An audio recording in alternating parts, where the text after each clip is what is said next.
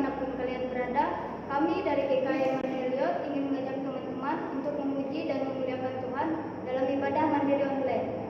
Kita menyanyi dari kidung pujian yang berjudul Satu Hal Yang Kurindu.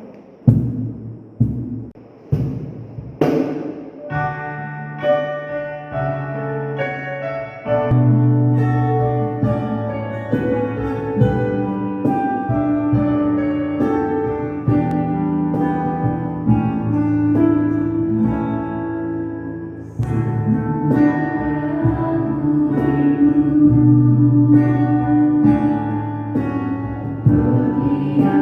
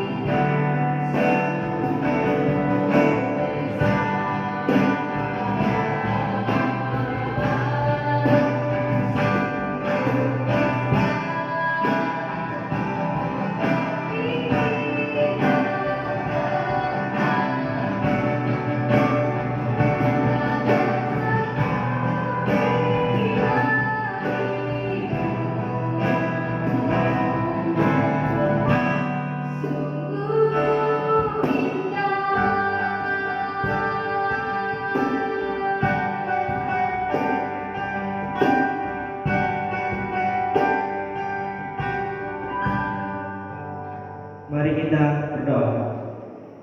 Tuhan Yesus, terima kasih Tuhan atas berkat dan penyertaan-Mu pada saat ini ya Tuhan.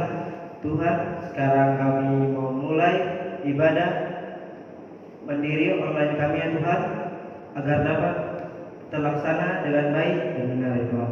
Tuhan, sekarang kami mau membaca sedikit dari firman-Mu.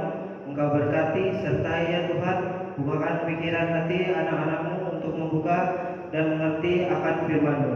Tuhan Yesus, hanya ini doa dan permohonan kami alaskan dalam nama anak-Mu Yesus Kristus. Kami berdoa seraya mengucap syukur. Terima kasih Tuhan. Haleluya. Amin. Pembacaan Alkitab kita pada hari ini terambil dari Yohanes pasal 16 ayat yang ke-16 hingga ayat yang ke-24 dengan perikop duka cita yang mendahului kemenangan. Tinggal sesaat saja dan kamu tidak melihat aku lagi, dan tinggal sesaat saja pula dan kamu akan melihat aku. Mendengar itu beberapa dari muridnya berkata seorang kepada yang lain, apakah artinya ia berkata kepada kita, tinggal sesaat saja dan kamu tidak melihat aku, dan tinggal sesaat saja pula dan kamu akan melihat aku, dan aku pergi kepada Bapa. Maka kata mereka, apakah artinya ia berkata, tinggallah sesaat saja, kita tidak tahu apa yang dimaksudnya. Yesus tahu bahwa mereka hendak menanyakan sesuatu kepadanya. Lalu ia berkata kepada mereka, adakah kamu membicarakan seorang dengan yang lain apa yang kukatakan tadi, yaitu tinggal sesaat saja dan kamu tidak melihat aku, dan tinggal sesaat saja pula dan kamu akan melihat aku. Aku berkata kepadamu, sesungguhnya kamu akan menangis dan meratap, tetapi dunia akan bergembira.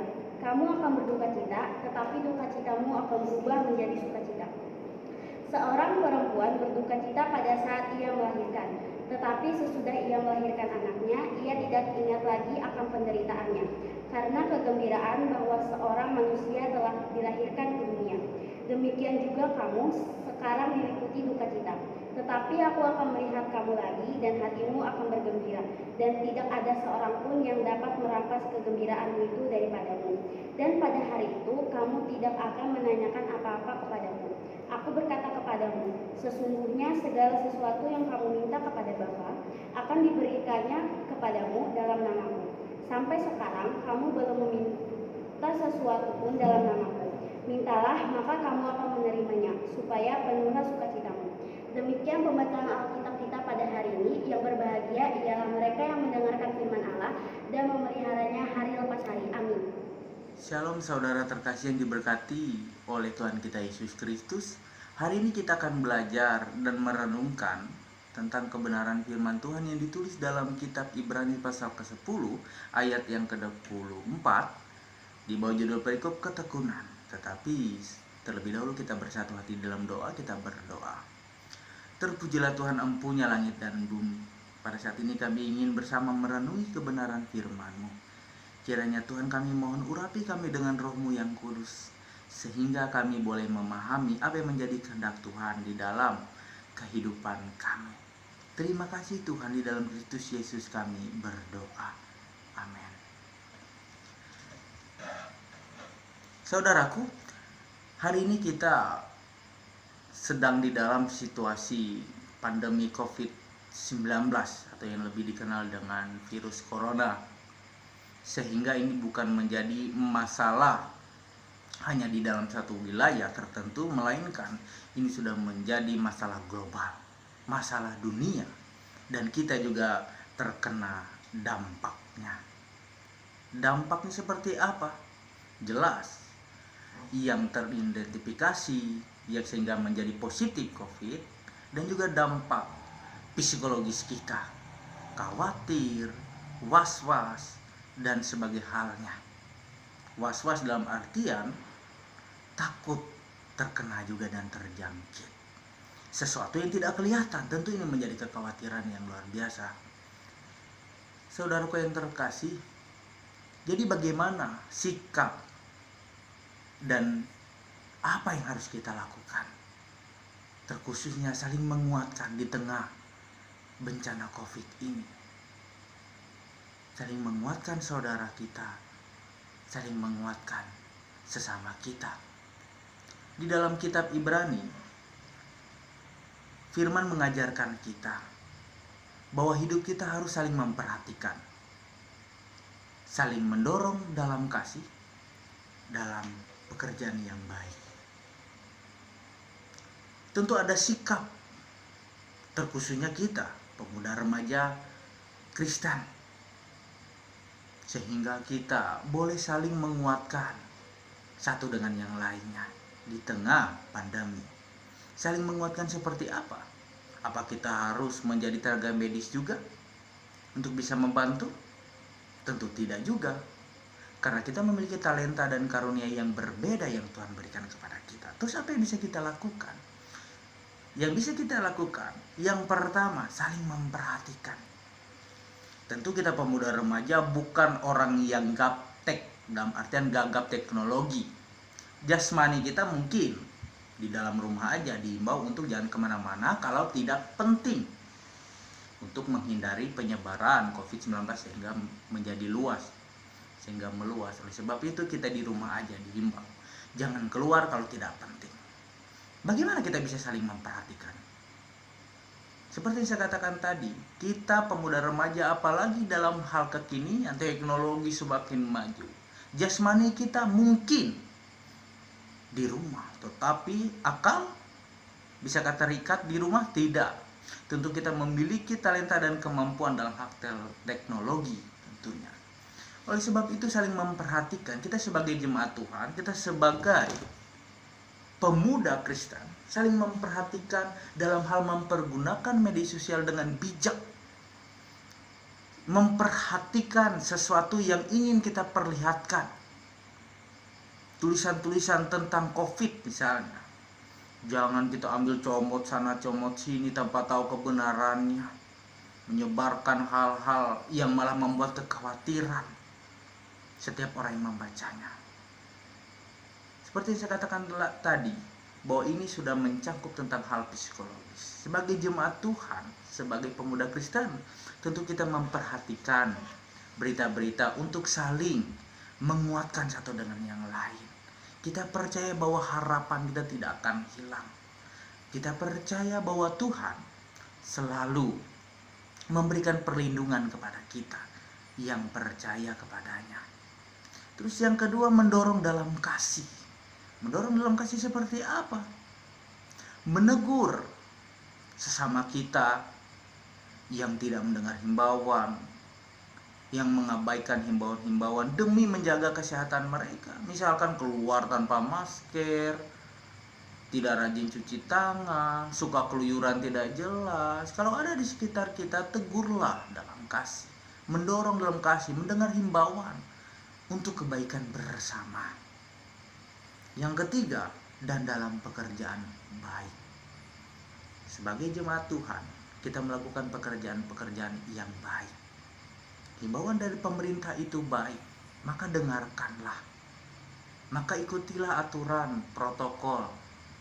Lagi pemuda remaja, janganlah keluar kalau tidak penting, untuk sementara.